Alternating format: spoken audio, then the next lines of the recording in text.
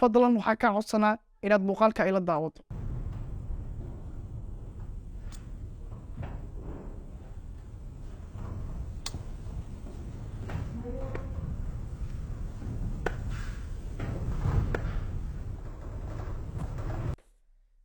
run ahaantii aniga muuqaalkan waa dhamaysan waayey, waxaana rabaa inaan fariintan u diro gabadha muuqaalkaas samaysay iyo qof walba oo daawanaya muuqaalkan. fariinteedana keliya waa talo walaalnimo.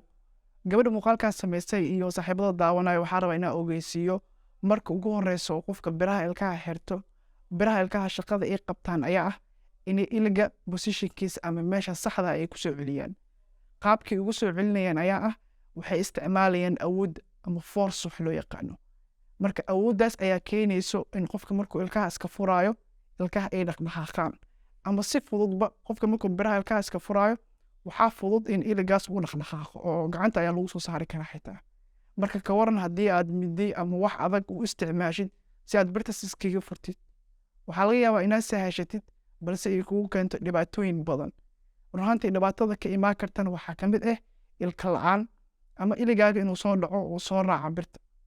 sidoo kaleeto waxaa ka imaan karto ama ka dhalan karto inuu dhaawac soo gaaro ciridkaaga maadaama awood u isticmaalaysid inaad birtaas ka fujisid.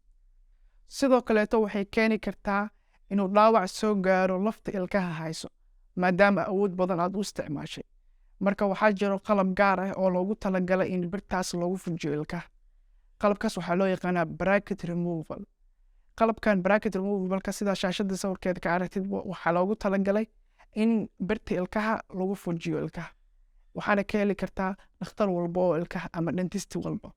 marka walaal waxaa kugula talin lahaa in wax walba wixii loogu talagalay aad u isticmaashid, haddii kaleeto waxaa ka dhalan karto dhibaatooyin badan si aad muuqaalkan kugu sheegayba.